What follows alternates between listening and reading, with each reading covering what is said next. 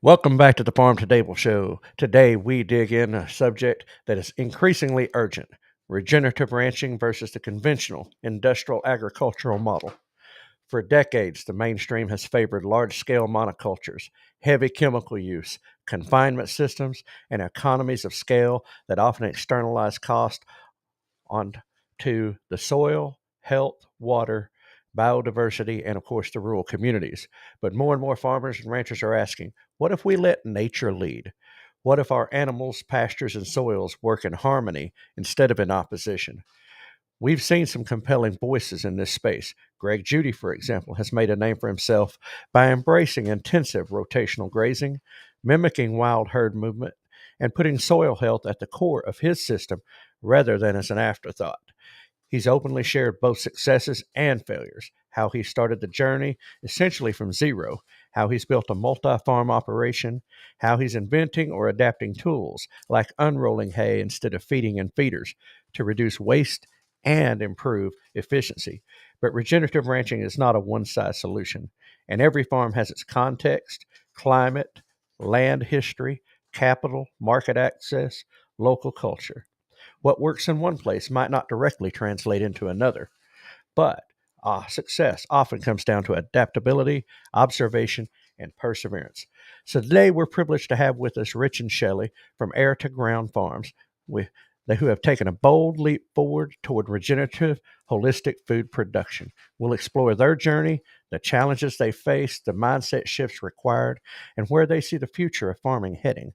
We'll also talk about scalability, trade offs, and how consumers can meaningfully support that shift. So let's get into it. And with that, let me bring my brother on in and say good morning to bro. Good morning, bro. Good morning, everyone, and good morning, tablers. I'm really looking forward to today's show. We've got our special guest, which we met up in Ozarks, the Ozarks Homesteading Expo, and I think you guys are going to enjoy it a lot. Yeah, absolutely. And just so we know, if, for those who don't know, and you should, this is the Farm to Table Show, where we connect the homesteading and outdoor communities with a focus on preparedness and self reliance. Those are important things to us. And so, bro, I guess it's time to get into this. We need to get straight on in so we can spend some time. And I'll let you have the controls back there that you know what you're doing next. Okay. Welcome to Air2Ground Farm's YouTube channel. Thank you so much for stopping by. I'm Rich. And I'm Shelley. After 25 years of the Air Force life, traveling the world, Rich was a fighter pilot.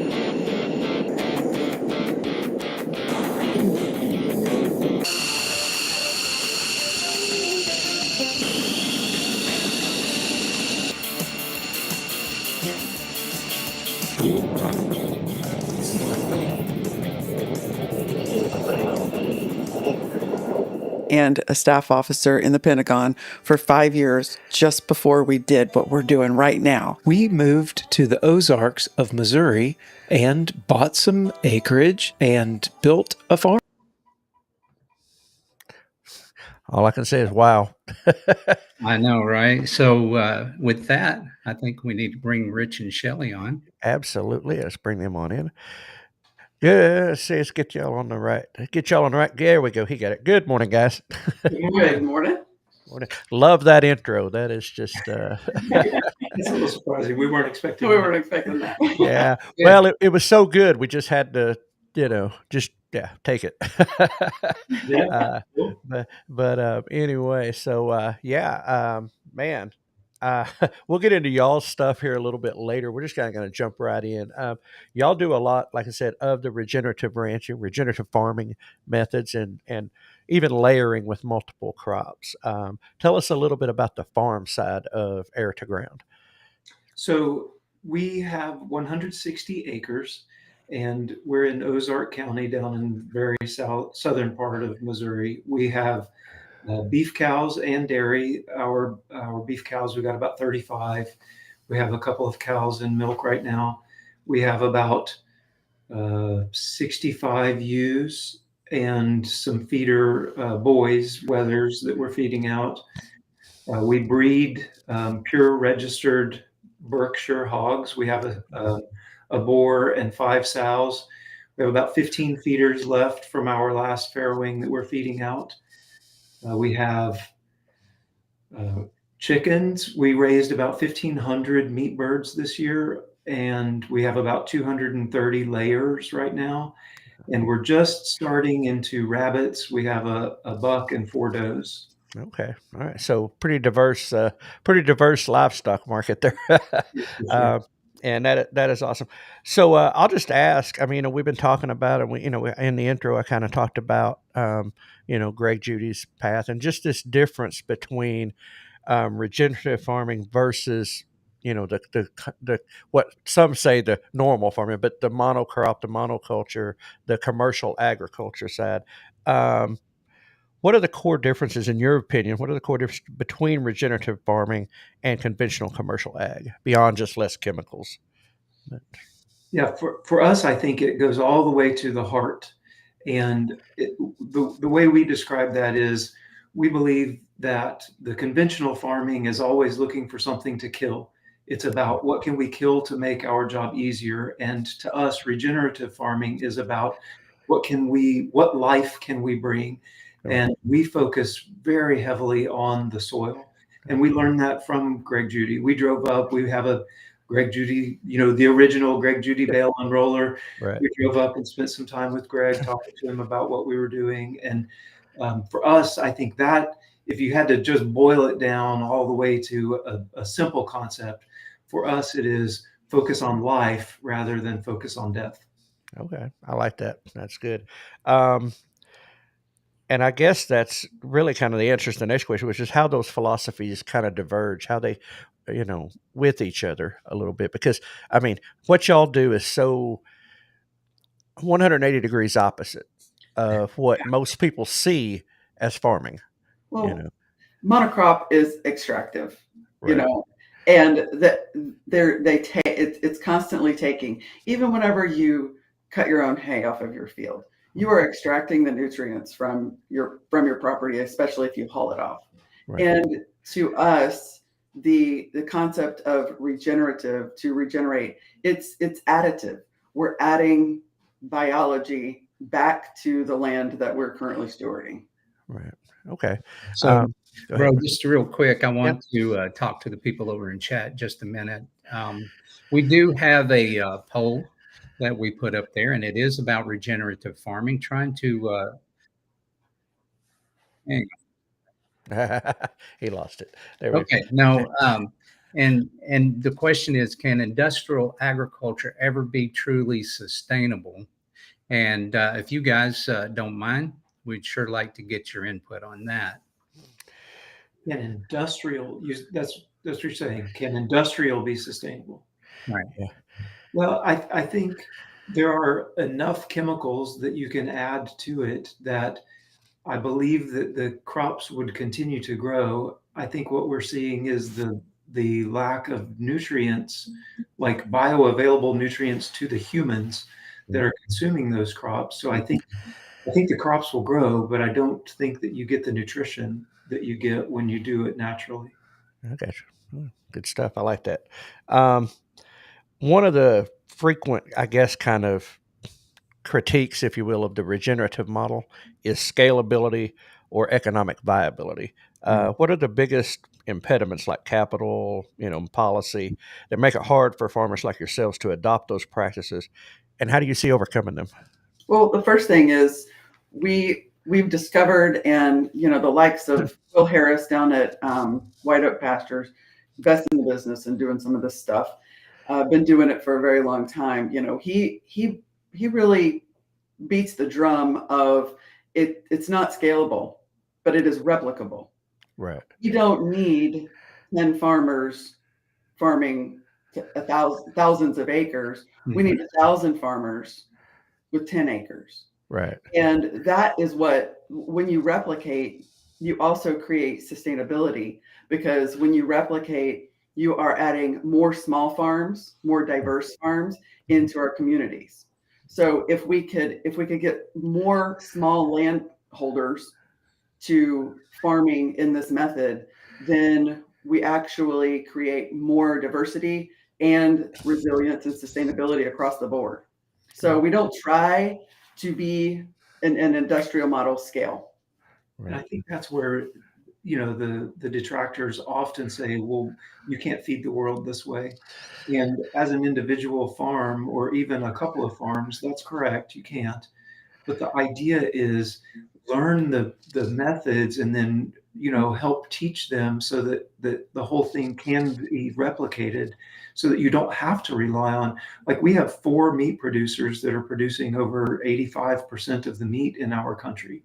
Like that's ridiculous, right? If something happens to one, like let's just say beef, if something happens to Tyson, who's the leading chicken producer, Right. but if something happens to Tyson, that's 23% of our beef for this nation. Right. Like the idea that we rely on 4 major companies for literally over 80% of the beef in this country is silly.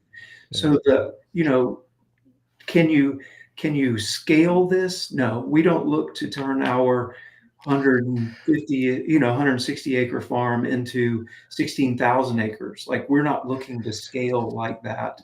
Right. What we're doing, we've got, I don't know, 85, 90 acres that we graze, but you could replicate that down if you had 10 acres, a couple of cows, a couple of sheep, a hog or two, like the chickens add so much to the pasture. So have your meat chickens. You don't have to do 1,500 like what we did.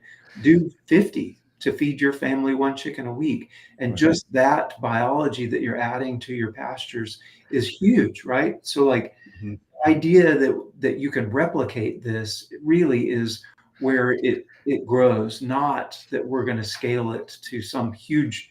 I used to work environmental engineering stuff, and I would work with dairies that are like 1,200 cows on concrete, every day. Right. Like who wants to scale that? You don't like this. It's gross for one thing. I was doing waste treatment systems, and like there's a lot of waste when you put over 1,000 cows on concrete every day. Absolutely. So anyway, you were about to say something. Yeah, go ahead. Keep going. I'm good. Okay. All right. No, I appreciate that. You did ask about some of the like capital is definitely an impediment to doing this thing, right? Like the land itself.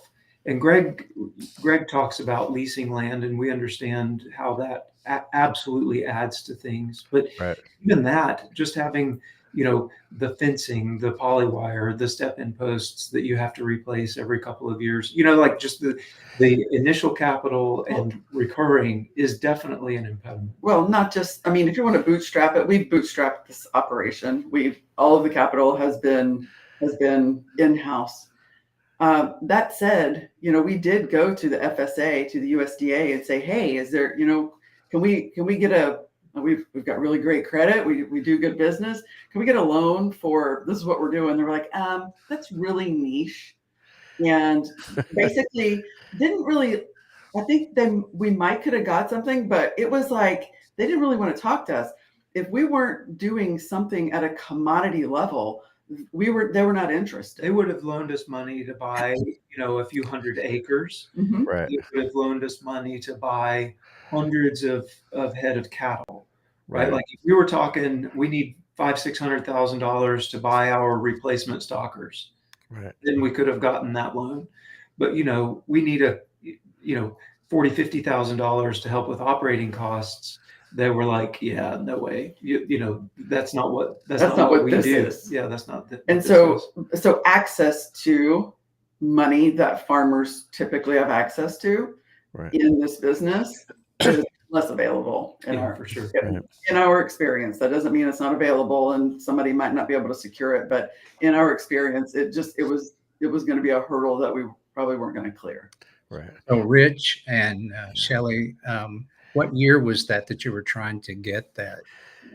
2024. 2024. 2024. Okay. Yeah.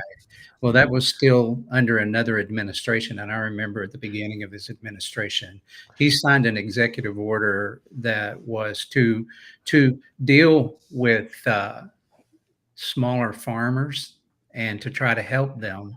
And I know that we could dig pretty deep off into this, and maybe we really should, but it wasn't really intended for you guys. Let me just No. put it that way. No. Well, even the new programs aren't really intended for us. You know, we could place some of our land into a conservation, Right. and you know, we then could get some government money, but like just for, hey, we're running 50 sheep and we need some help in buying hay for the winter.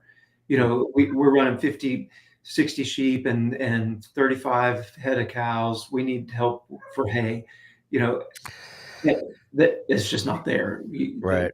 You don't get that kind of help. You know, you go to the bank, and if you want to offer your land up as collateral, they'll definitely give you some money.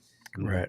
But we're not willing to go into business with the bank like that. You know, like Right. we own our land, not the bank, and we're not interested in offering it to the bank. You know, so it's just Right. it's the capital is definitely an issue for sure. Right. Well, you know, and I think that's one that, you know, like I said, struggles. I've got a friend that I I always joke and tell him he does it because he's always done it, but he does it because it's a tax write-off. But he raises a handful of steers every year. You know, I mean, and he takes them to market. That's just Yeah. him and he's done it. He did, but he took a year off. He didn't replace, and he got murdered at the end of the year. And he said, I don't have time to do it with the job, but I got to do it because I can't afford not to. Yeah. And Right. so he's kind of in that, you know, and that's why he always jokes about, I need to get off work. My wife's going to kill me because she has to feed those cows more than he does. And, but yeah, it is, you know, the system is, I guess you might say rigged, in the Well, sense. it's designed to benefit the big guys. Right. Yeah. It's designed that way. You know, from when in the 70s, the USDA did the, you know, get big or get out tour. Right. The Yeah. system since then has been designed for big farms. Right. Well, I was going to say, and I think I see that we've seen that across a lot of different areas in dairy, in, you know, beef. I worked in the beef side for a while, hauling cattle, transporting cattle, going to the feedlots, doing all that. I work in commercial poultry now. So, I mean, I see it on the scales of how much these guys are, you know, how much money they're out. I mean, an upgrade is $250,000, Yep. you know, and which I've learned is designed to keep them in debt. Right. So that they do what they're told to do, not what they want to do. But anyway, So, bro, I just wanted to, share monies. well, not yet. Okay. All Yeah. right. Go But, ahead. Yeah, we no, do. I just wanted to go back to, you were saying the big four, Ah, and bring out the point which you guys probably already know, and I don't know if the tablers know this or not, but some of those are not owned by Americans. They're actually owned by, I think there's one that's Brazil. owned in Brazil. Yeah. Is The that GPS Yes. Yeah. is the largest. They're wholly owned in Brazil, and then National Beef, national? which sounds like it would be, you know, very patriotic. Mhm. That is the American arm of a Brazilian company. So Right. GPS and National are both. And that's all beef. Yeah, that's just Yeah. beef. Yeah, that's just beef. Now Tyson and Cargill do turkeys and chicken and other things like that. But they're also in the beef industry. But they are, yeah, they do. They have a large portion. Yeah, Smithfield is wholly owned by China. Transported a lot of beef to both of those facilities. all four of them, actually. I've transported stuff for all four facilities, but so you know what they do, and I can't say the name of the company that I work for, but they are not American owned either. So, In our personal opinion, uh-huh. the fact that 50% of our beef is processed by foreign international companies Yep. is a national security threat. Yeah, I would agree with that. And that was really the point that I was thinking about when you said that, because, you know, watching what's going on, I mean, the news is exploding every day with new headlines about how, you know, different countries are treating us. Hmm.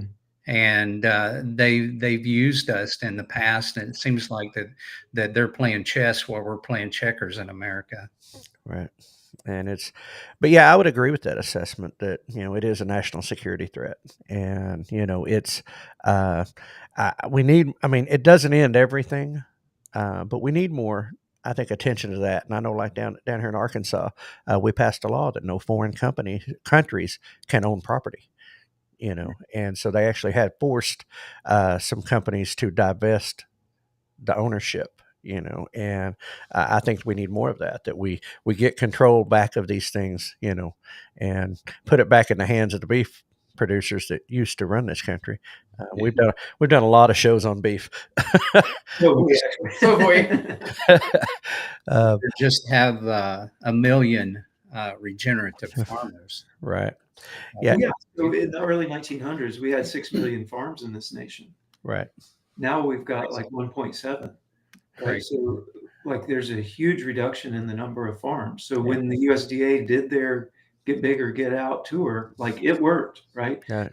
4.3-ish million farms don't exist that used to in the early 1900s. Right. And I know we were talking with, John Moody, and he was telling us a similar rate, these same ratios in the dairy side, that like where in the state where he's at, there was several thousands of dairies back in the 90s, and now they're down to a few hundred. Mhm. Yeah. And I mean, so it's across the board trying to what we call centralize. Oh yeah. But I'm going to ask one last question, and that'll be the end of this portion of it. When someone claims their farm is regenerative, how should we, as consumers in particular, but how should we evaluate that claim? What metrics or signs matter on that? Well, first I would say if it's a huge company, they're lying. Okay. Because companies like Bayer, seriously, Bayer is totally taking the regenerative label and making it to where it really isn't worth a whole lot. Right. So Bayer has a huge regenerative push right now, while they're still pushing Monsanto's. Well, yeah, for your listeners, if they don't know, Monsanto is now was bought by Bayer, Right. a company. Right. And so while they're using all the glyphosate on the land, they're claiming that they're doing it regeneratively. Yeah, we're using cover crops before we spray it with Roundup. So now, so I'll throw that out just as a caveat. As a caveat. From your small local farmer, talk to them. Ask them if you can go to their farm. I'd say that's probably a huge difference between your industrial farms and your regenerative farms. Everybody we've talked to from a regenerative perspective will open with welcome arms a visitor onto the farm, because they're very happy with what they're doing. They're creating life and are in our experience always willing to share that with the people that are wanting to know. And conversely, if you try to get into a Tyson chicken house, probably ain't gonna happen. Right? So, go visit your local farmer or talk to them about their practices. And if their focus is on what they're killing, then I would say probably not regenerative. Yeah. Right. Okay. That's good. That's good stuff for people to take, and for us even to take when we interact with people as well. Okay. Well, we see that as the answer. I mean, what y'all do, whether that's a smaller 4-acre, 5-acre version, or a 500-acre version, whatever, and that really y'all are leading this fight. The title we talked about, winning the war, because we believe that it really is a war on our food. It really is a war on our actual farmers. And so to have people that are showing the way, what I call the traditional way, the real way of how to raise a farm and how to do things.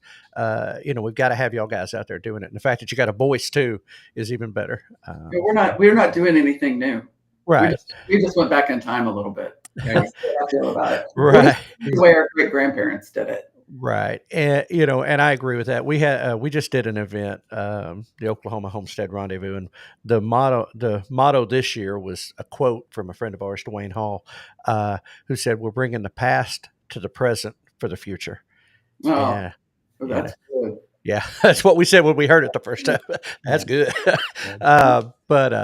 So we appreciate that.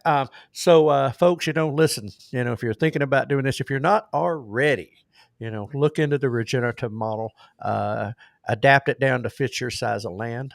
I know that's what I have to do. I've got about 4 acres, so I have to adapt things down to a smaller scale to make them fit. But anyway, so we appreciate that. So, bro, let's hand this off. We 25 minutes. We did pretty good. Let's roll this off into roll call time. Yeah, it's roll call. So let's go back up and catch a few of the comments that Right. were over in chat and see if we can't give them an opportunity to get a word in edgewise. Let's see here. First of all, we already welcomed in Lone Cross Scotty, which is Scotty, AK check your pockets. Or and a couple other handles that he likes to go by. Other handles, right. And good morning, Cody. And let's see. Good morning, Terry. And TNT Homesteading. Let's see. Good morning, Rebecca Touched by Yarn. Good to see you in this morning. Let's see. Who else we got? And thank you, Terry, for sharing out the link to their channel. Appreciate you doing that. And there that is. And good morning, Tracy. Glad to see y'all guys in. Let's see. And of course, Elder Squatch is in. So Elder Squatch has made it in. Our very own Sasquatch. Our very own Squatch. Let me see. Say, Monty with Suburban Sodbuster jumped in this morning. Good to see you, Monty, if you're still on. Yeah. And good morning, Kane Riggs. Good to see you, buddy. Let's see. We got, I think that's the ones that have chimed in chat. So I guess we ought to go back to some of the comments.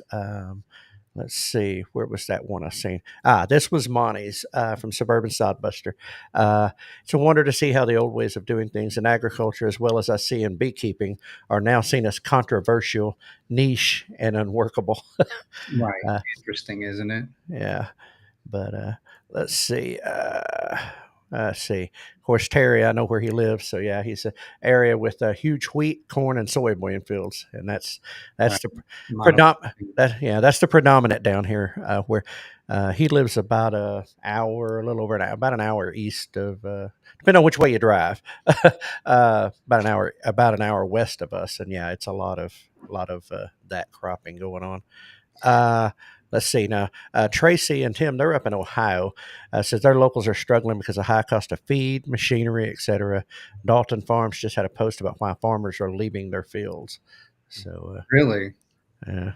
So I don't know how much y'all see of that up there around y'all as well, or just people Not us personally. No, we're tracking it. Even you mentioned soybeans. Soybean farmers are in a world of hurt right now. So even the commodity farmers are hurting this year. Right.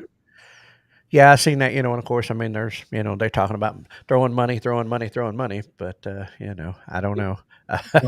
Didn't we hear that a lot of that is just kind of, it's overproduced? Is that what's going on? Just digging a little bit deeper into that, why are they hurting? Right now, we were looking specifically at the guys.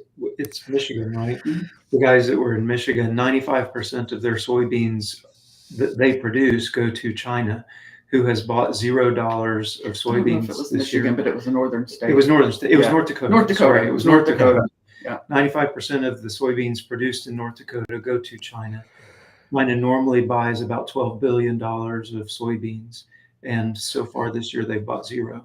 So it's just been really, really tough, the soybean market, the export market, because China shut it down. And that was, you mentioned some of the countries that we've been helping. Yeah.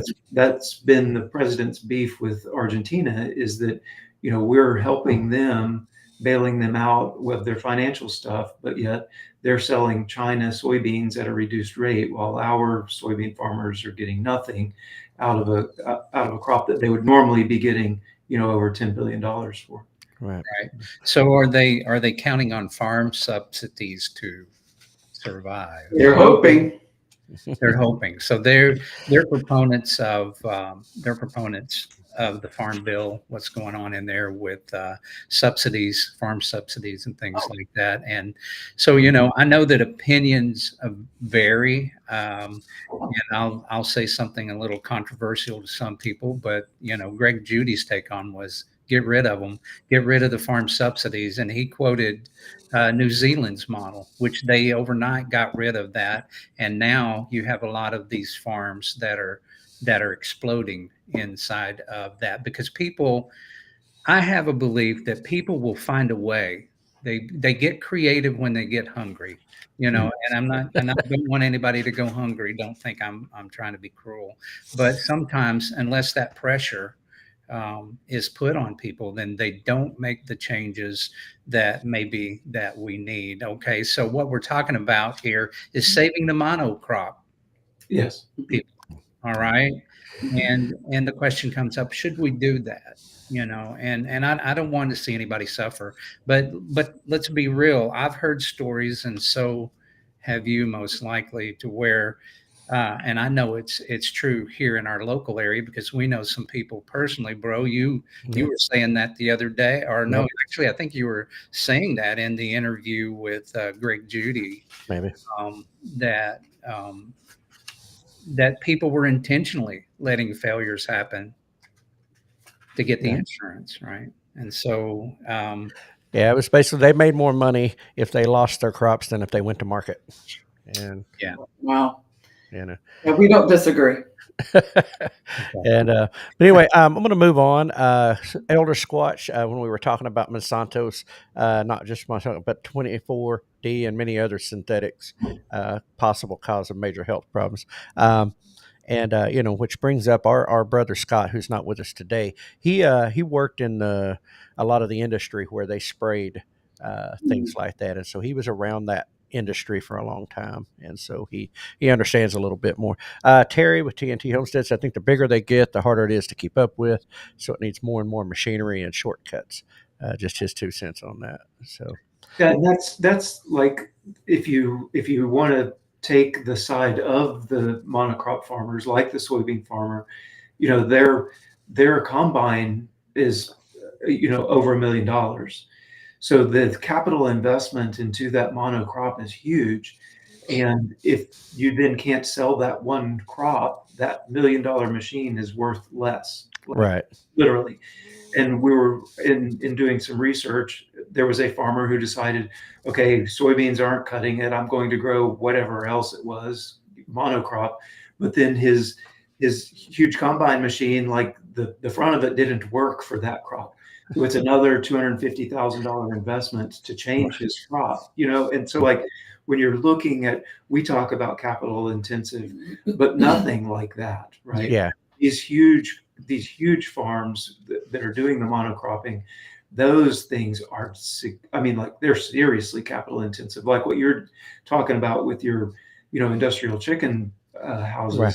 huge capital involved in doing these things. Oh yeah. Once you've taken out the loan to do that thing, now, man, you're stuck. You're really stuck. And it's not just the machinery. No. It's the seed, it's the fertilizer, it's all of the chemicals. And you can't keep your seed for the next year. You have to buy their seed. Like it's a trap. It is a huge trap. Right. For these guys. I feel bad for them. I do too. Really it's hard. do. Once you commit and once you go there, and it's real hard to change or get out.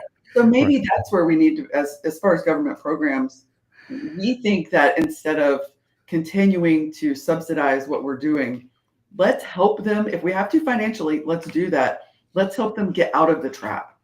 If we can get out of the trap, if we're like cutting cold turkey, if we're going to help them do something. If we're going to help them do something, let's help them transition and get out of it. Right. Yeah, I should say on the New Zealand model, I know, they made the decision overnight, but they gave them a certain amount of time, to make the changes they had to make. They had a window. But I agree, like I said, I know, I've known those big time farmers, they're millions of dollars into equipment alone. Never mind the ground and the land and all that other, just the equipment to run it. That makes sense. pressure go up. Yeah. Right? Just don't Yes. even, Yes. yeah, right. And so, I mean, we grew up, our grandparents and then some of our uncles, worked, I don't know, several 100-acre place for somebody else. They owned it, they lived there, but they didn't have any kids and that type of stuff. And so they worked they worked it for them. And it was cattle predominantly, but we had about every kind of wildlife you could find on that place that got brought in, traded, grown, whatever. But, and I used to always scratch my head, and I still to this day couldn't answer because I never could get an answer. Older folks ain't telling a little kid those answers, but how do you make money at this? That was how do you make money? Because I didn't see it. I couldn't see where the money was made. Well, not a lot of money in farming. The statistics are not great. Right. Because 90-something% of farmers have off-farm jobs. Right. Yeah, interesting, right? Right. I was going to say, I know how many of them I've lost track of around here. It seemed like it must have been like a set-up deal. It's like farmer, wife's a teacher, yeah, or the farmer's a teacher and the wife's home or whatever. But I mean, percent have showed a loss. Right. Oh yeah. So like relying on a farm as your income tough. Is really, really tough. Like we have military retirement, so even though we're not off farm like time wise, the income we're That's right what pays there. Our bills. Yeah, we're right it there isn't in farming. that same in that statistic as having an off farm job. Right. And I think that's an important thing for people to be aware of. I mean, I'm going to get one last comment from Terry. He just made a comment. He said, "I'd love to take over an old family farm," and said leave it, but I think he means love it, but or leave it the way it is. I don't know. But anyway, he thinks it may be too old. Or leave IT. Leave IT. Oh, leave IT. Yeah. Okay. I get it. We actually did a podcast. The title of the podcast was Joel Salatin Says We're Too Old.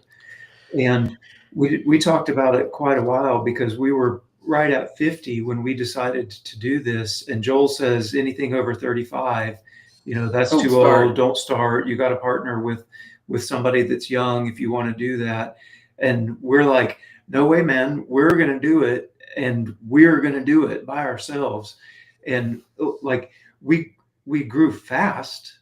Like we did from the first animal to all of the animals we just described happened within about 3 months. Like we're doing this. We built this really fast on purpose, because we felt like we started late and we're behind.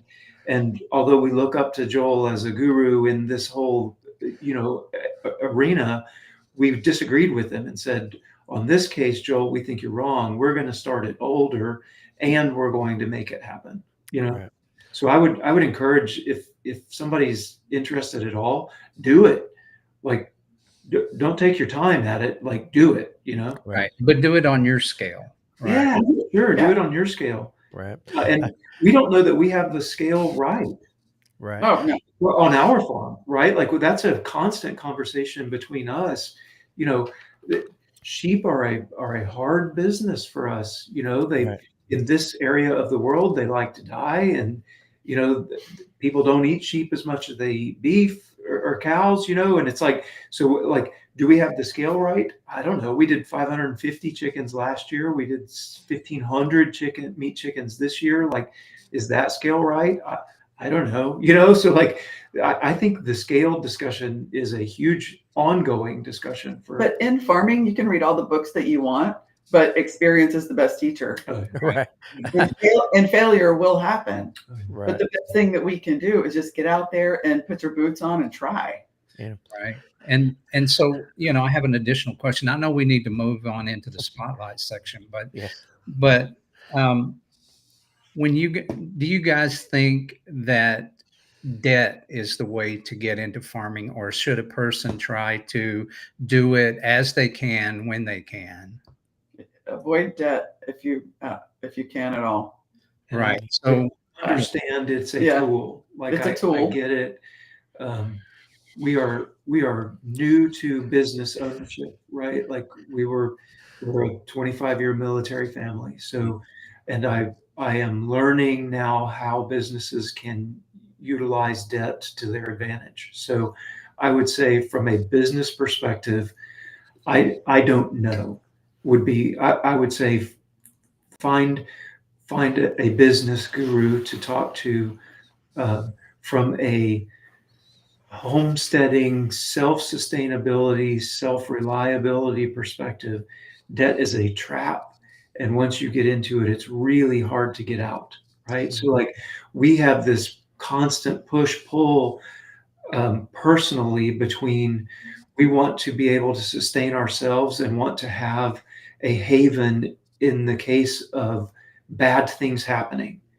And we're trying to run a successful business. And those two things are often at odds. So the thing about farming, and even we take a chicken or a cow or whatever all the way to a cut and into a person's freezer. We are direct to consumer, farm to table, all the way from our farm to our meat store, which is in Avon, Missouri, Air2Ground Meats, all the way to there and then into your freezer. So we try to squeeze every dollar that we can out of it, but we're in a rural part of America, and a premium product is kind of a hard sell. So that's another thing, is the market for this. Right. We found a pretty good little market. We're doing pretty good. But the margin for us is so narrow that any debt that we incur, it just sucks it up. And so, but because the margins are so narrow, that's kind of the limiter, because some businesses, the margins are much greater. If we were doing IT, or if we were doing some sort of service industry, or software as a service and all that, if we were in those markets, yeah, the debt would be okay. But because we're so limited on the margin that we can get, that it makes it crushing. And Joel was just, their most recent podcast that Joel and Cena did, he was talking about 8% right now of the food dollar makes it to the farmer. Right. So if the farmer worked totally for free, it won't even affect your grocery bill by 10%. Right. Yeah. And, and that's up when before the 70s go bigger, goes when you go home, even in the cattle industry, the percentage of the dollar that the cattle beef producer at that time was 60 something of the dollar, 6 cents on the went to the beef producer. Now, the last time I looked, it was down to like 17. Yeah. Yep. But their expenses have went exactly the opposite, have went up. It's not cheaper to raise a cow, or raise beef to go to market. Even the production farms where they're raising 1,500, 2,000, 25,000 head, whatever they're doing, their price hasn't went down. It's went up, but their profit margin has changed. And Right. And so, kind of going back to that, just to summarize it and try to move on here. Yeah. Is that when you're doing something like that, if you don't have a significant return on your investment, and you can actually measure and weigh that for your risk versus reward in farming or any type of undertaking that you might do. I grew up on a model that you only take on debt if the ROI is sufficient to cover it, and you've got historical proof that it does so. And so that for farming. Yeah. Right. And so then there's the biblical aspect of this, and I'll kind of leave it with this, and that is that the borrower is slave to the lender. So that keeps you hooked up and working for the people who are in charge of the money. Right. So I just kind of want to leave that with our audience. And and with that, bro, let's move over. Let's transition. We got to move. All right.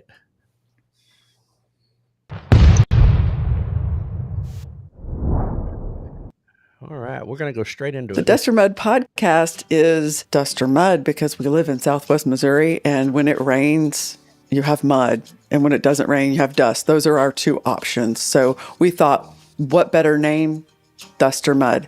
And on that podcast, we really dive into things like food and freedom and farming subjects.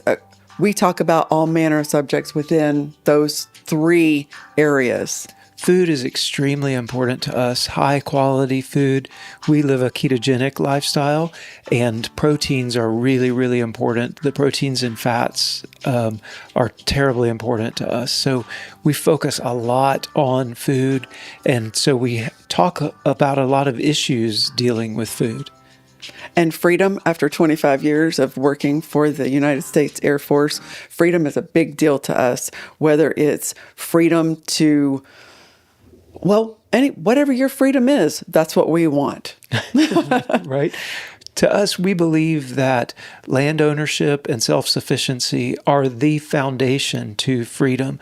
So we talk about those types of things fairly often. And farming is a key to that, because if we can grow good food for ourselves, for our friends and family and local community, that creates more freedom for everyone and food security. And we talk about the farming style that we do, where we use regenerative practices. We talk about things like our GMO-free feed, our grass-only beef. So we do delve into actual styles of farming as All right. Love that intro. I weren't expecting that either, probably. No. No, hey, listen, no, we like we like to highlight, and y'all guys, like I said, sometimes we have guests that we don't have that option to do that with, and Right.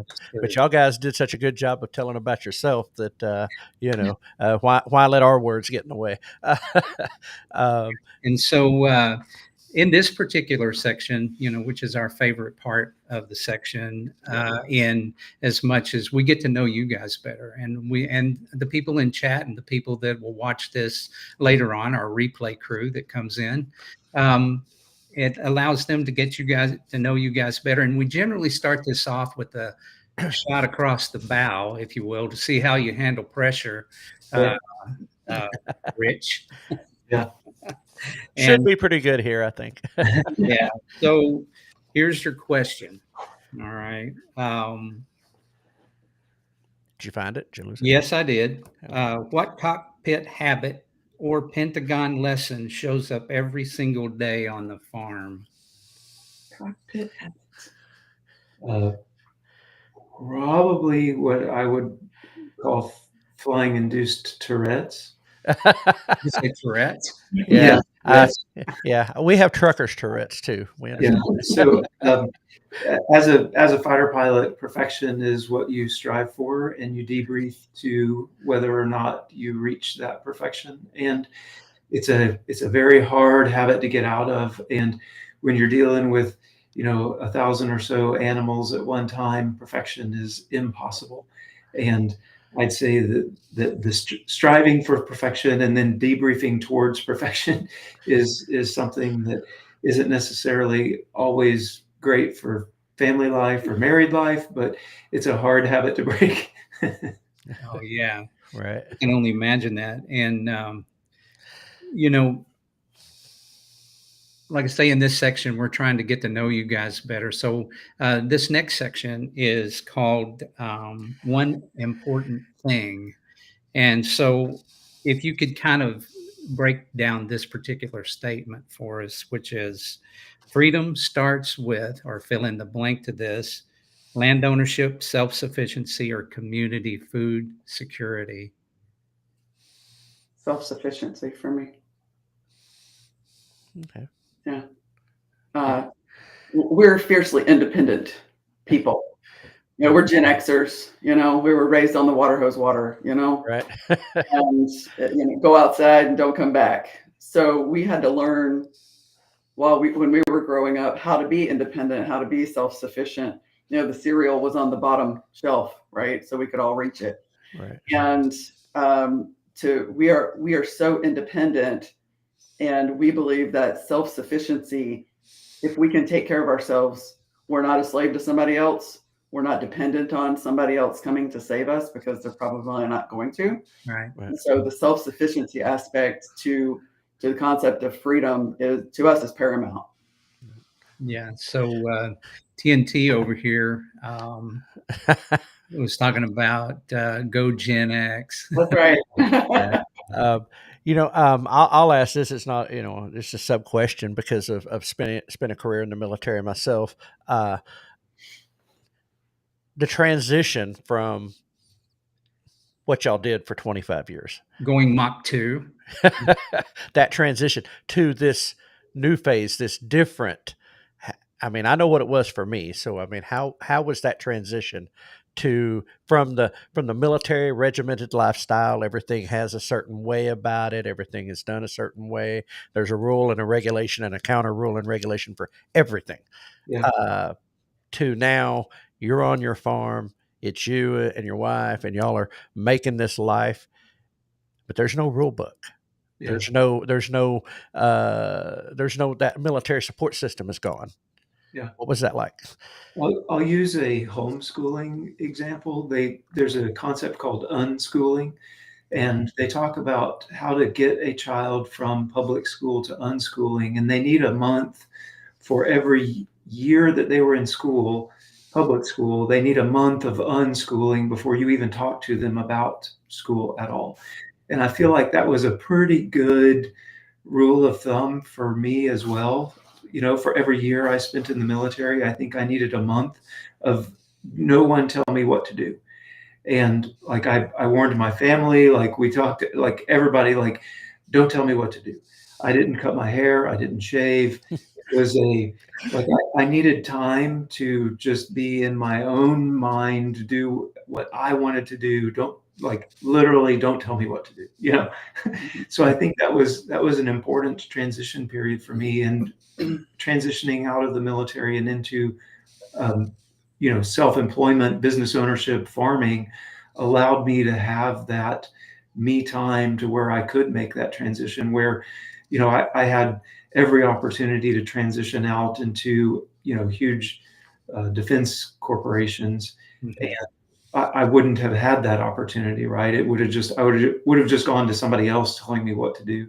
And I think that for me personally, that time that I could just totally decompress, I think was really important. So can you fast forward us now to today, compare and contrast, like when you first began until now? Have you settled into this kind of lifestyle? Has it been long enough of getting used to that? Yeah, at first it was a bit of a honeymoon because, oh wow, look what we did today, which is whatever we wanted. And it took time, and it was all very new, and it was just the smells were, more vibrant, and everything was it was an adventure. And we have settled in, and we're probably to what someone would call maintenance mode. Right. We've got all of the animals on the farm that we want to have Right. for now. We've gotten into a rhythm. We have a sales outlet. The challenges have changed. We're not challenged by how do you build the fence. Now we're challenged by how do you market the product. Mm-hmm. And so we've continuously had challenges before us, and we continue to learn. Like every single day we learn. How do you make a YouTube channel? How do you upload things? All the different fun things that we do. Yeah. So we've gotten into maintenance mode at this point. We have people here helping us. We're not doing it alone anymore. Our oldest daughter lives here on the farm with her partner. They both farm. Our 13-year-old farms. His parents come and help us, a couple times a month, mm-hmm. if there's a project or something that we've got going. So I don't want it to seem like that we're doing all of it by ourselves anymore. We've gotten to a scale that it's very nice to have other people helping, because there's so many avenues to a farm to table outfit, Right. One of the things that I thought was going to be challenging was we lived in 21 houses in 25 years. Yeah. And we PCS'd to multiple countries. I think we actually did a permanent change of station over 15 times. So I'm very used to pack it up and let's go. Yep. Right. And I kind of got a little nervous, not nervous, but I was wondering when I hit that point, that 3-year point, Mhm. Am I going to be ready to go? Yeah. Is it going to be time to move? In my mind, am I going to get the itch? Like, what's the next thing? And we had said, like, I'm going to die here. I don't ever want to move again when we moved here. But what's reality going to feel like when we got there? And it got here, and it just kind of breezed on by. And I'm like, wow, I don't have the inkling to leave We've lived here longer than we've lived anywhere. That's Our Well, entire marriage of 33 years, and it's been 4 years. right. Well, Go ahead, bro. well, I was going to say I went through that, because same thing. Every year to 3 years, Yeah. I was moving, and I looked forward to it. Yeah. I enjoyed that process because either they were leaving or I was leaving. Somebody was leaving, and especially y'all know as well as I do, you sometimes end up with coworkers or superiors that you don't want to be around anymore. Or for me, 3 years was enough of anybody.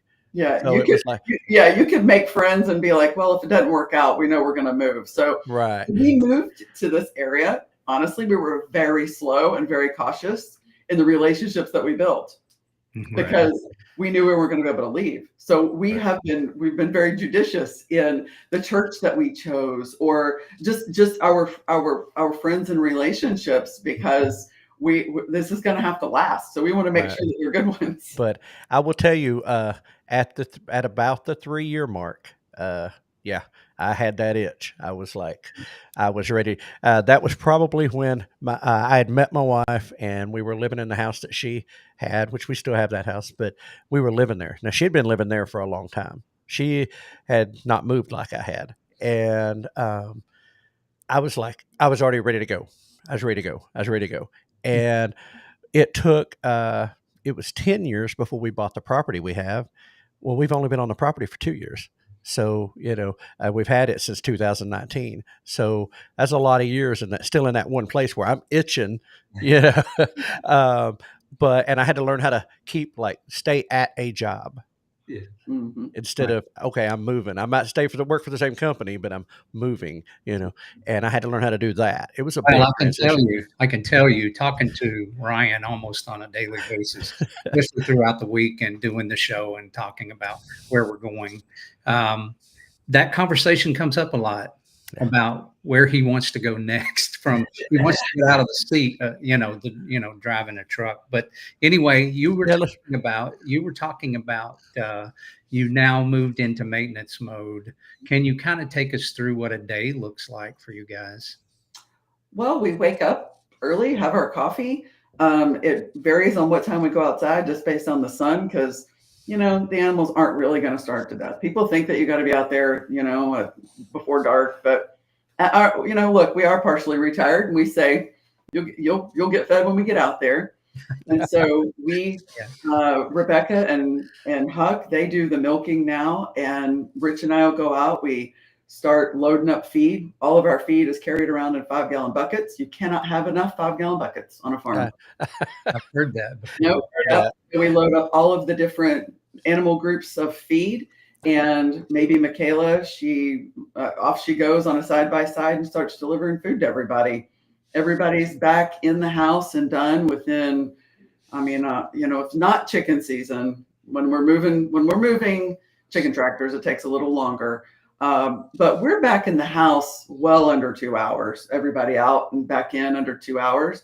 And then we go about whatever project we're going to do for the day. He and I typically have what we call second coffee, and we'll have some. You like Yep. Well, of course, now I forgot about the very, very important part is our morning staff meeting. It's at 5. I can't coffee. help it. He cannot help it. He cannot help it. Morning staff So- meeting at 5. And I get the weather brief every single You have to day. get away with it. You have to get the weather brief. You can't plan your day without the weather brief. So I get that. And then second coffee and breakfast, we discuss whatever projects that we want to do for the day. We have a large scheduling board. We have a big white board with lots and lots of grid on it. And everyone has their little puck or their little nameplate, and we move the nameplates around. Mirrored after our flight schedule. Yeah. So say some habits you don't give up. Yeah. And so that when everyone is around, that keeps everyone on track. If there's got to be a feed run or a meat pickup or who's going to be at the store or the farmer's market, and just keeping everyone sort of on track and everyone understanding what the plan is for the week or 2 weeks. So we do that. We stay organized in that way. We do have systems. We put systems in place to make things more efficient because we like to farm. We do, but we don't necessarily want to be out there farming all day. Right. If we're going to move the cows, let's move the cows and get it done at this point. Yeah. And so because we have other things we want to do, we have YouTube channels and whatnot. So then on Mondays, we typically do all of our YouTube stuff. And then we just, different projects of whatever is kind of hanging out there that we need to do for the week is done in the middle of the day. Afternoon chores we do, or afternoon rounds we do so that it's complete before the sun goes down. Yeah. And normally afternoons are a little bit less time consuming, maybe 30 to 45 minutes. Same thing. We hand feed our pigs twice a day. Yeah. The pigs get food delivered to them. You have to milk twice a day. I forgot to mention earlier, we have turkeys, and like we've got 50 turkeys and they eat a lot. And right now at the stage they're at, they drink a lot, and we're hand carrying water to them. So the afternoon chores are normally 30 to 45 minutes, and then it's off to eating dinner or whatever. That middle part of the day is really our just project time, and be it make a new pig paddock, move the piglets, make feed run runs, errands in town. run errands in town. That type of thing. The middle part of the day is that. Right. But I just heard an entire military day schedule. Yeah. But too many years doing it to not recognize it. It works, right? It works. That's it. It works. But we need to move out of this and move on, bro, to our favorite section, which is show and tell. Yep, show and tell. This is where you guys get to surprise us with any show and tell you think, and then break it down why you chose that item. Okay, well, I'll go first because. Okay. All right, so I brought a cookbook. Okay, country. Heritage. Land O'Lakes. It's old. Okay. It has really big, beautiful pictures in it. Oh, nice. And Rich bought this for me. We've been married a couple of years and still relatively newlyweds, but we had decided very early on that one of us was going to stay home and raise our kids, and the other one was going to go to work, whatever the cost was on that. He was further along in college education. So we chose him to go on with education, go get a job. I'll do the traditional thing and stay at home and raise kids. And in all of that, well, we knew how to cook some, but we weren't like chefs yet. We were young, you cook things and maybe they're good, maybe they're not. So we bought that. And I think that cookbook was transformative in our food journey because it had pretty pictures. It was really, really well written. And he and I both started learning how to cook. Mm-hmm. And cooking is the foundation to what we're doing on this farm. We're growing good food. And the thing about it is you got to be able to cook it. And it's a lost art. People aren't in their kitchens anymore. Right. And I would encourage anybody who's listening that doesn't typically cook or like to cook is, use ChatGPT if you want to. But if you can get your hands on a really pretty, well-written cookbook, it might be the thing to give you the catalyst to get in your kitchen and start making good food and get out of the Chick-fil-A line. So bro, you know what that reminds me of? I bet Zach Bauer. We have what we call 7 steps to self-reliance, which is something that Ryan and I created, and we had a series on that. And when we talked to Zach Bauer, where anyone should start, he said, first of all, that every homestead should start in a kitchen, because if you don't know how to cook what you grow, what are you going to do with it? So I love that. It was tied right in. Yeah. So, Rich, what'd you bring? Well, I mentioned that you surprised me with the intro, so the things that I brought will probably make sense. These are challenge coins. Mm-hmm. In the fighter world, we call them round metallic objects, or RMOs, Okay. even if they're not round. If you ever say the word coin, that means you are challenging. So you're very careful with your verbiage. Right. This one is from my first fighter squadron, the 492nd Fighter Squadron Mad Hatters. In the fighter squadron, it is a rite of passage when you get your RMO, and it is given to you when you become combat mission ready. Okay. So it's a very I don't know, sought after thing, especially the new guys. Every Friday in the bar when there's roll call, it's the conformity check, and you have to have on the right T-shirt and the right name tag, and you have to have your round metallic object. And before you're combat mission ready, you don't have one, It's a rough day. which means that you're punished by a shot of whatever happens to be right. And so it's a very meaningful thing. There are a lot of rites of passage in the fighter world, but getting your RMO is definitely one of them. So that one from my first fighter squadron and the squadron that I deployed to combat in, that one is meaningful to me. And then this one happens to be from my last job in the Air Force, where the round metallic object was mine. I made and bought for my organization, where I was the director of Air Force Special Programs, and just a very meaningful last job for me in the Air Force, and a meaningful time for me. So those are the two things that I brought for your one thing.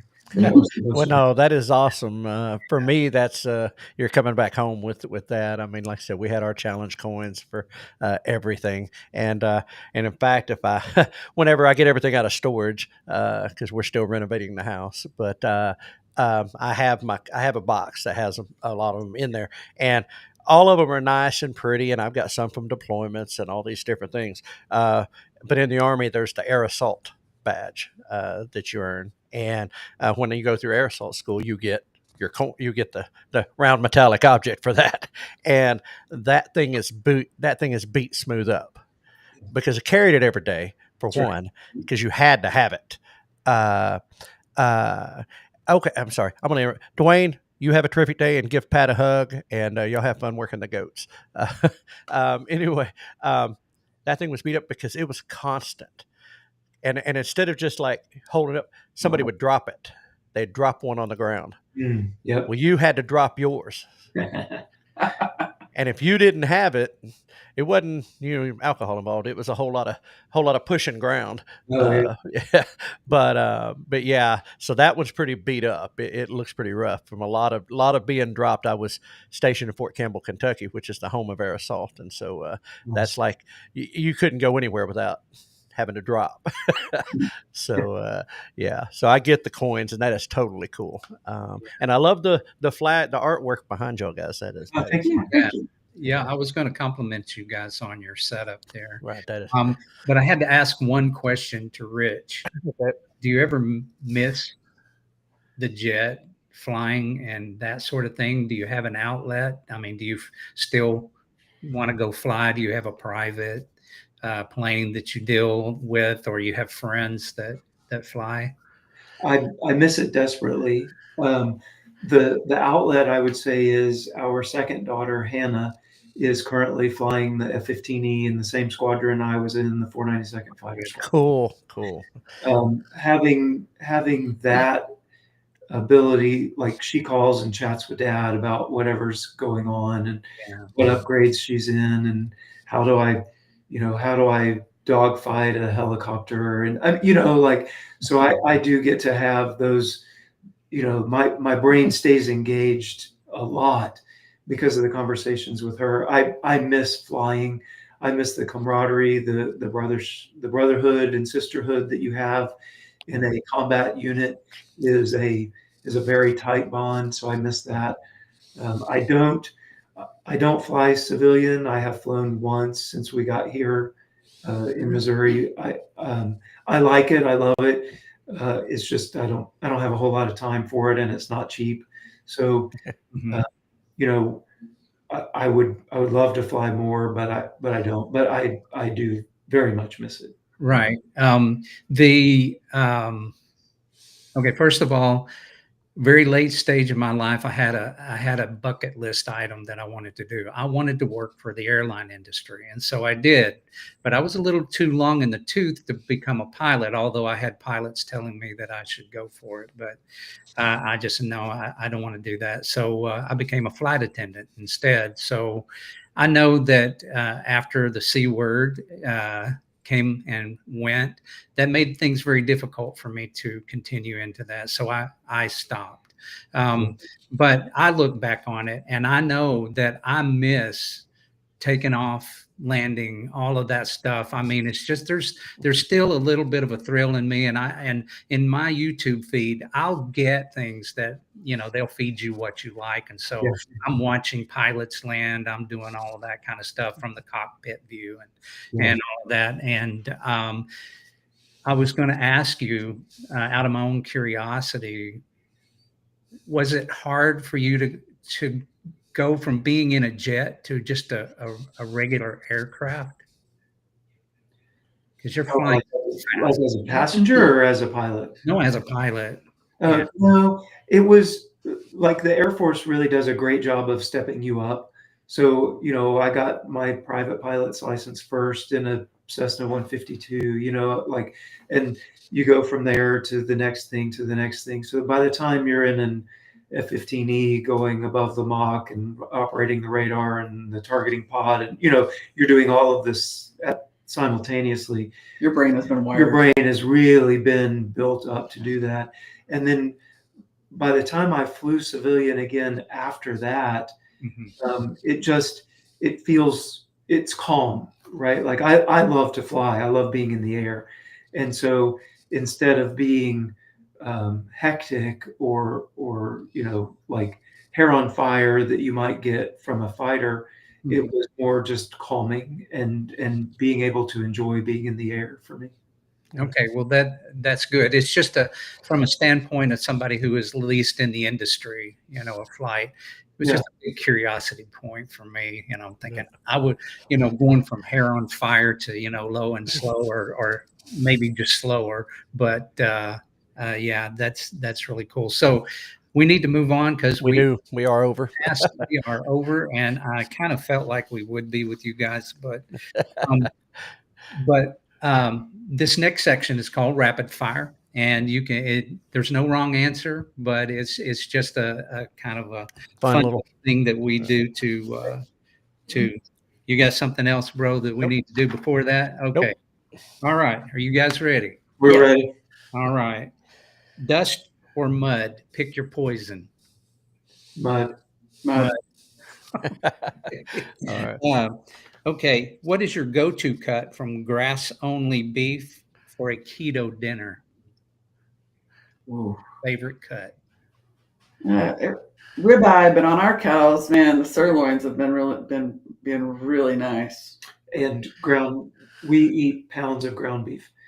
So like if you had to give us one, I think we would go ground. Yeah. If you're saying like, what is your, like a nice meal, I think it would be a sirloin actually. Wow. Good deal. All right. Sounds good. Making me hungry. I haven't had breakfast yet. So on your farm, one tool you can't live without since year one. What's your favorite tool? We actually just did this on live. Mine is my Leatherman Skeletool. It's a slim, fits in your pocket Leatherman. Man, I use it almost every day. Now it's not tractor or something like that is like amazing, and I get it. And we couldn't do our farm without it. But that Leatherman Skeletool I use daily. Yeah, it's in your pocket. It's go-to all the time. Yeah, Shelley, do you have one? And I have a real love for zip ties because I'm pretty sure you can hold a farm together with zip ties. Right. If it's if it's about to fall down, you can get a zip tie and hold it up and at least, fix the problem for at least a minute. Yeah, I have a love for zip ties too. They wind up on just about everything.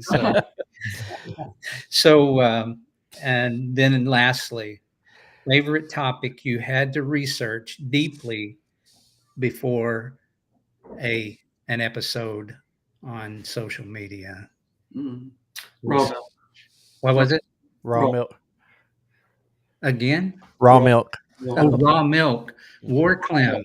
War clam. Yeah.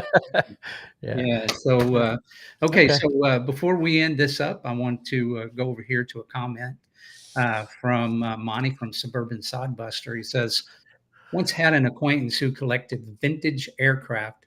I never got my PPL, private pilot's license, but with him, had the opportunity to fly several cool aircraft, including a Stearman biplane. That's cool. One of those cool experiences I'll always value.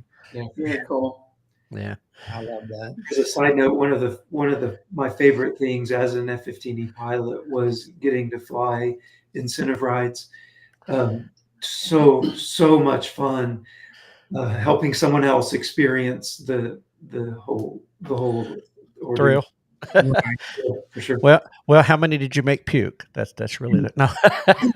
Probably 75% of people get sick.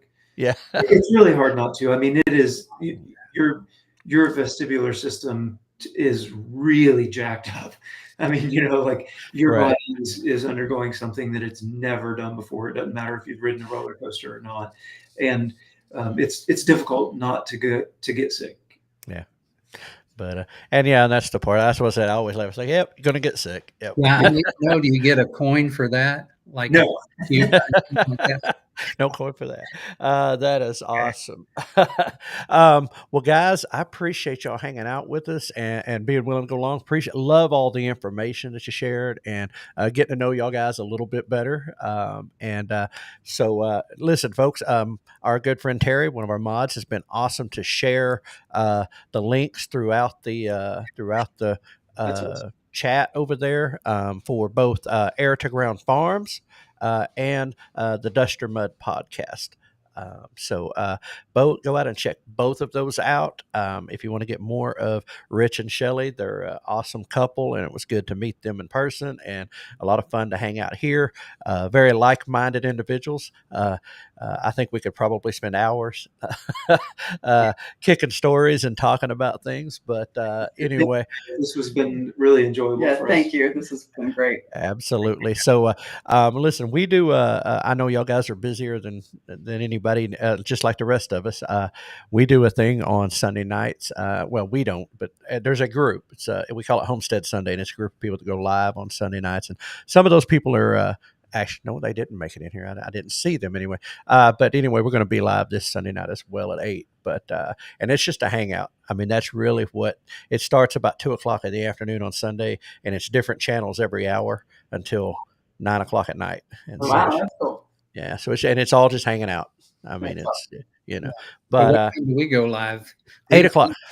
I know we've got like the midnight shift as well. Yeah, we had one of the channels that we normally just hang out in the chat, but one of our friends that has the channel, they're got family in and doing things, so they just asked us to fill in for them for a couple of weeks, and so we said we'd do that. So, but anyway, but no, looking forward to seeing y'all guys, following y'all, keeping up, and certainly we'll be in touch to hang out again. And loved having y'all on. So, folks, go out, check out Duster Mud Podcast. That comes out on Wednesdays.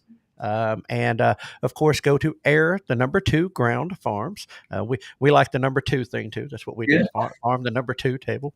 Air2Ground Farms, and we didn't really talk about it in there, but Rich's job with the F-15E was Air-to-Ground support.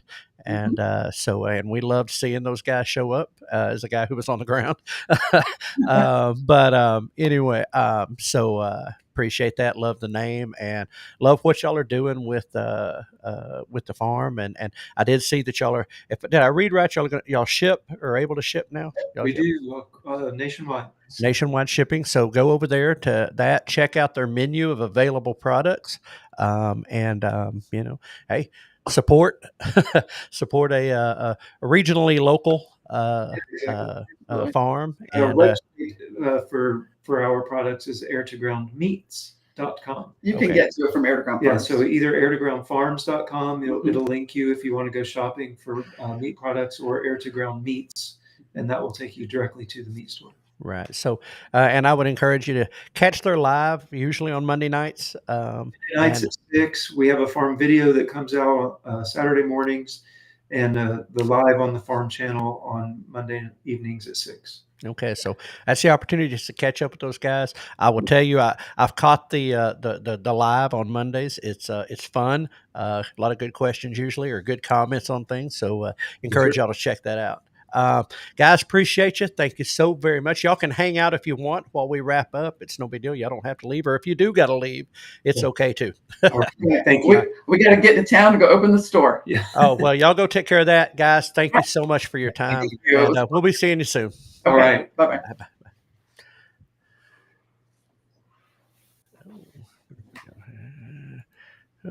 Nope, not them. Not that one. I'm hitting the wrong buttons. Okay. All right. And where's he at? There we go. Okay. Me and you. All right. Anyway, we're back, folks. All right. Got me get this on the right spread. There we go. Bro, that was great, man. We went way long today. Thanks for all of y'all that have hung out with us.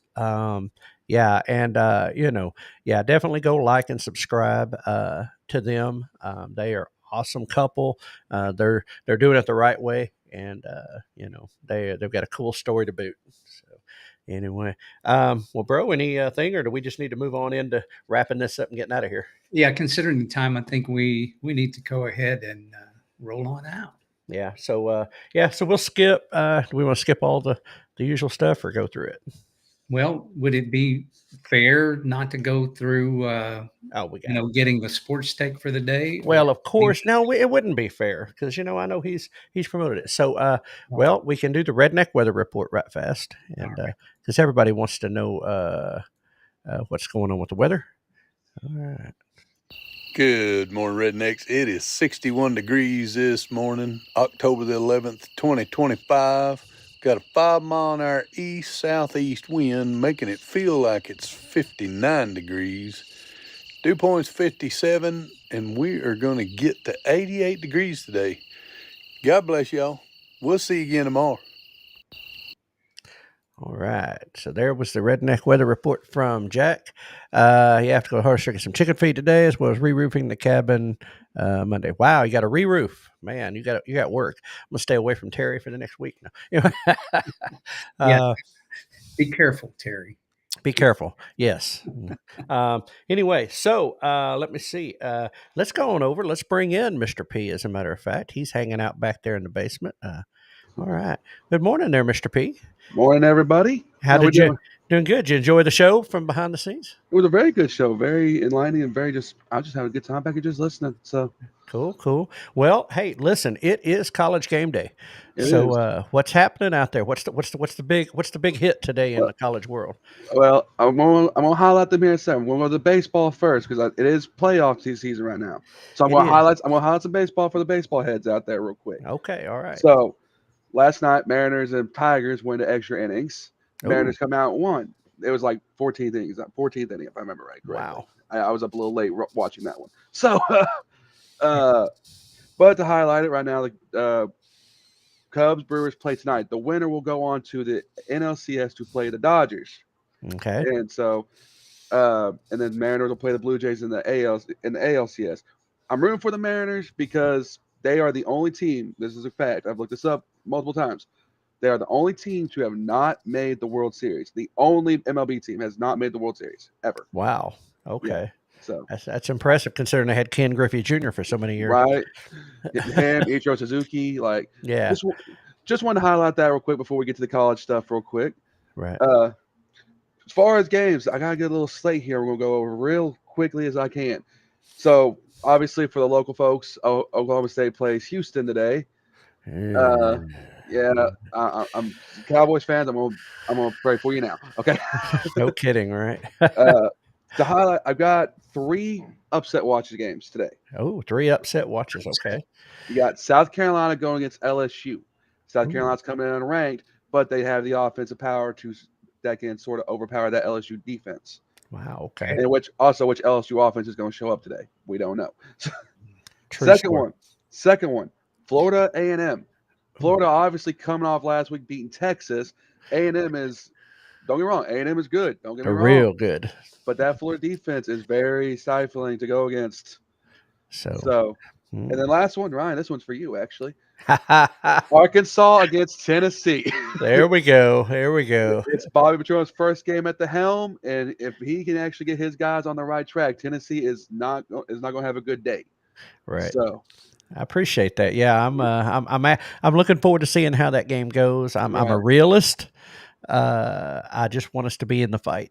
Right. And I think you'll be in the fight, but again, we'll just see how Petrino is at the helm. Right. Well, yeah. To highlight a couple more games before I get to the major one, I know what everybody wants to hear. Yeah. We have actually a top 10 matchup in the Big Ten today. Yeah. Oregon versus Indiana. Right. Indiana has improved drastically since last year. Obviously, we know how good Oregon is. Right. So that's going to be a dogfight.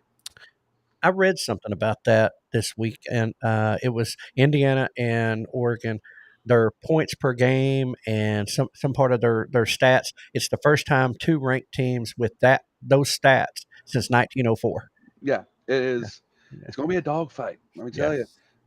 This is also going to be a highlight too. Ohio State versus Illinois. Yeah, that's Illinois.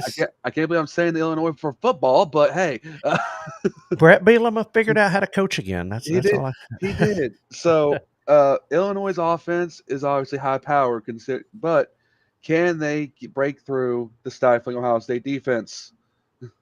We'll see. Obviously, the cream of the crop, the creme de la creme. Mm-hmm.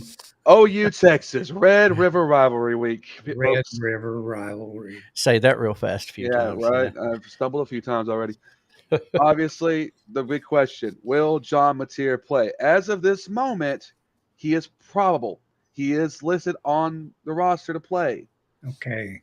Now, this is also 17 days removed from having surgery to fix a broken bone in his hand. I think it was this one right here, if I remember right. Wow. Yeah, is it this one or was this one right here? Either way, it's on his throwing hand too. So even if he does show up, what kind of performance? I would say 80%. 100% be great. Don't be wrong, but I'm gonna be a realist. Maybe 80% at best. Right. Well, I will take note that he finished the game that he broke the hand in. He did. He finished that game. He is a tough dude. He is a tough dude. But also, I'm gonna be a realist too. Texas is gonna come in a little agitated. They're a little salty right now. Yeah. So I think the OU defense is gonna have to carry the day again. So, and what time does that kick off? That is at 2:30 on ABC. So yeah, they moved that up. It was 11. They moved it to 2:30, and I'm happy. Yeah. They did not want to have to go against the Oregon-Illinois game. Right. Well, bums it because my Arkansas game is at the same time. So in the afternoon. But anyway, awesome. That's a wrap up on that. I was disappointed to see the Tigers get bumped out of the baseball side. Right. But it was a good game. Oh, I did forget to mention also if there's any. I was sort of going to do it while they was in here. Bama, Missouri also play today. Right, that's true. Yeah, it is. Bama, Missouri is today, and it's tough for me because I don't want to root for either one of those teams. Right, I know. But I also want to watch Missouri beat Bama, so it's like, hey, Right. Yeah, bro. So Lewis, the one that hit the wall, how's he doing? Have you heard anything about that? I've got to do some research on that. I think last I knew he was doubtful. Last I had looked, but he's okay. he's okay. He's okay. He's okay, but he is very doubtful to be in the game today. Right. Also, an update on that, they have now decided they're going to put padding on that wall. Imagine that. About yeah. But But anyway, that's sports. We're out. all right, good deal. Well, you can hang out with us, no big All right. problem. Wrap this up. I do want to take a minute before I move any further. For those who don't know, if we keep up with us in a regular, Scotty got the apartment, just waiting to hear when they can move in. So Scotty and Karen, soon to be off the couch and love seat, and we've been praying for that. And anyway, so we are doing that. Congratulations, Scotty. Yes, absolutely. Hope that goes well. And yeah, fear not. Good morning, Dakota, Shayla, whoever's with us. But injuries are usually worse down the road, and I agree with that. Terry, Yep. have a great day. We'll see you, buddy. Appreciate you hanging with us as long as you did. Anyway, yeah, so let's wrap this up. We did the Redneck Weather Report. We did the sports program. Now it is time for today's. Where are we at? Where are we at? Where are we at? Where are we at? Well, we're at home, so.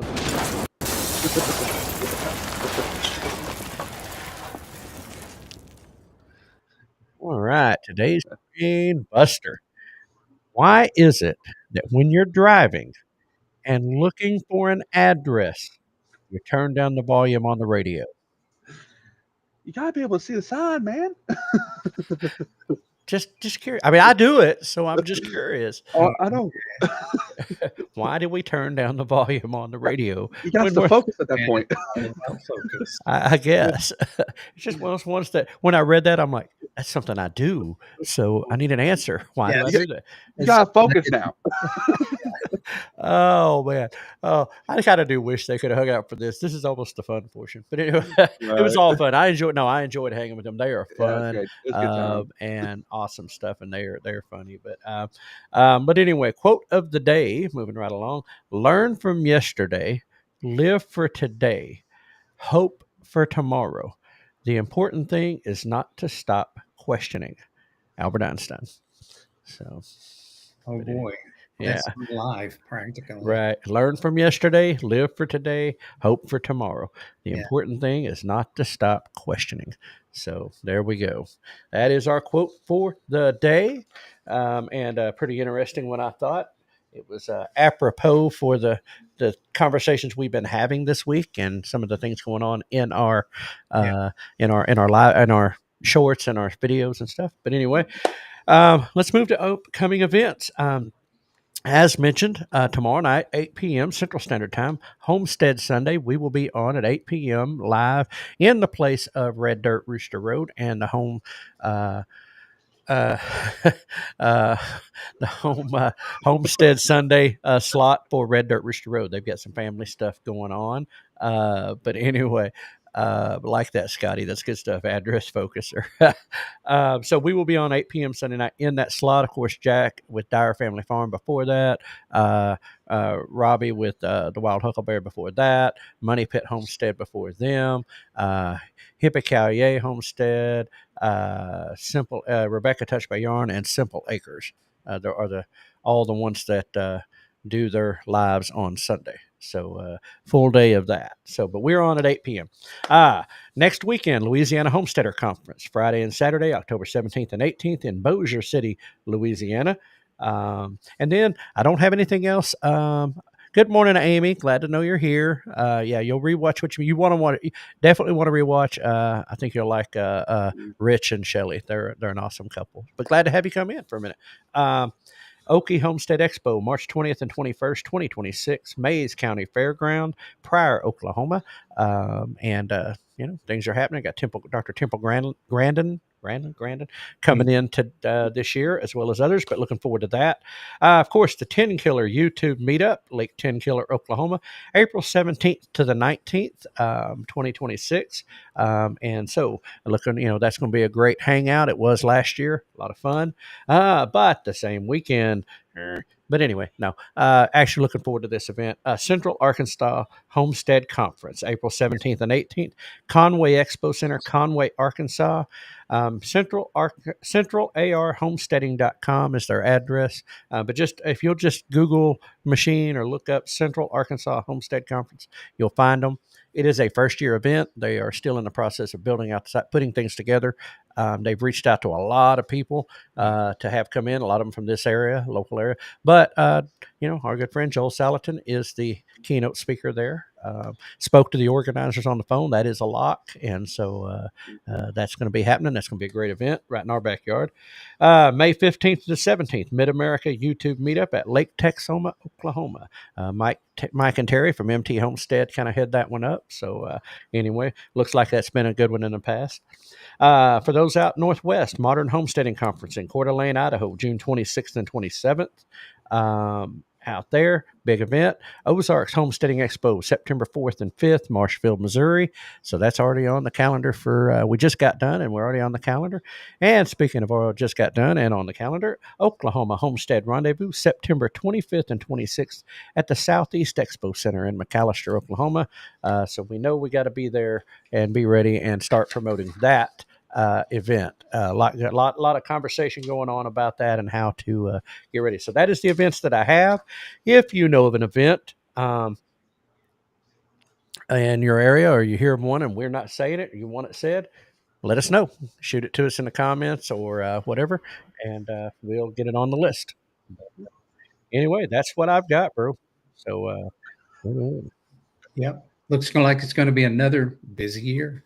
it does indeed look like it is going to be an extremely busy year for a lot of people, and events are piling up everywhere. So, anyway, so with that, we are ready to get out of here. We are way over. This is the longest one yet, but I had a feeling with Rich and Shelley it was going to be that way.